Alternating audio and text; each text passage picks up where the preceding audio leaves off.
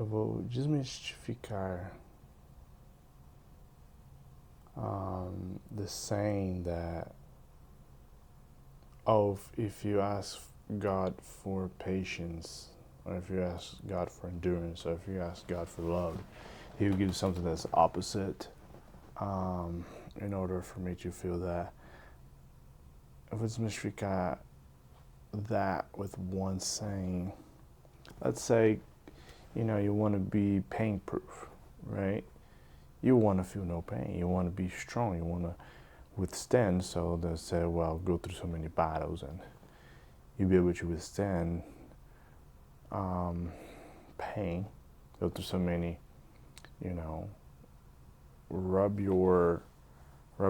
hit your chin so much so that you will feel so much pain in order not to feel pain.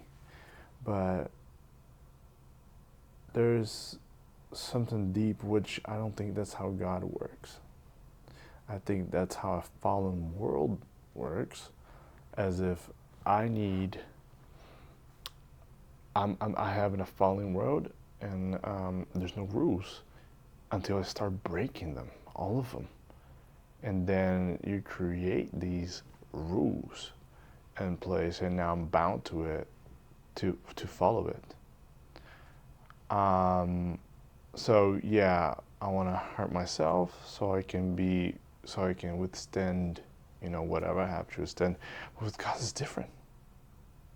God doesn't want to create laws for you to follow them and be bound to them and be strict to them.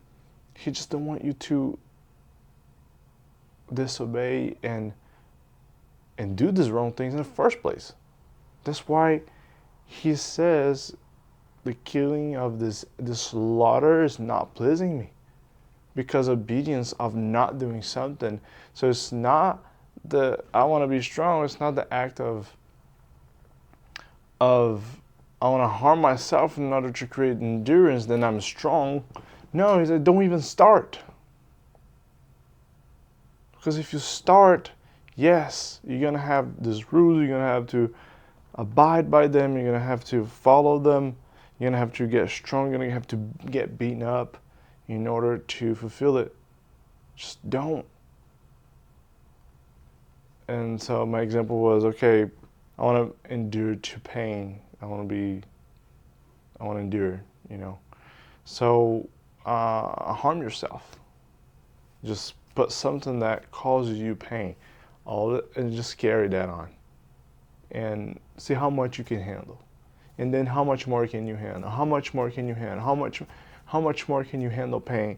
And then you start making things that makes more pain so you can handle more pain. Where is that taking you, or where is that taking us? To wanting to fulfill or feel for nothing. It's vanity.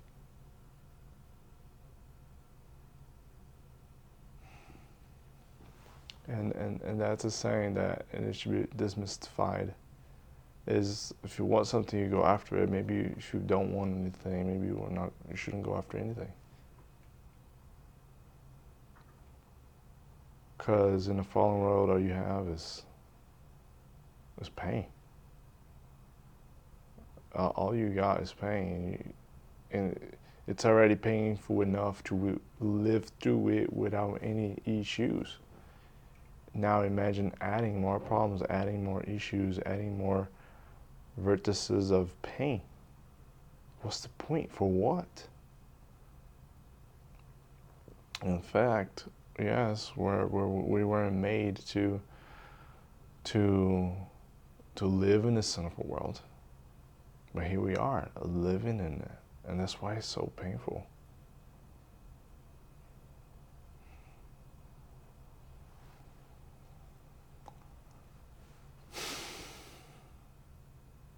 Living in it is painful enough. If you want more pain, go at it. Go dive into it. There's nothing in it. You're not going to find anything. You're going to find your emptiness self. Because at the end, regardless of it or not, what will matter is the small things, the meaningful things, and it can be meaningful at any time. And it can be meaningful right now in your life, can be meaningful. But we're so distracted trying to chase something that's far from us, that we're gonna miss what the actual point is. If you're chasing after something, you've already missed. You've already been very far. Because there are things that's right in front of you, and whatever it is right in front of you is not going to minimize your pain, and it's also not going to help you in a sinful world. Period.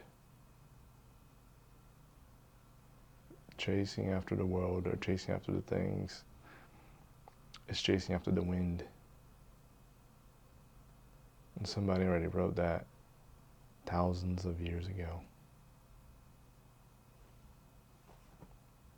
Thousands? No. 1,000 and a couple hundred years ago.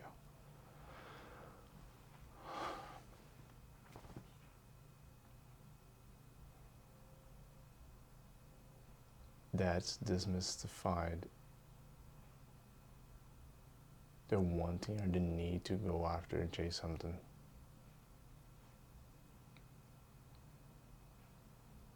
That's not needed at all.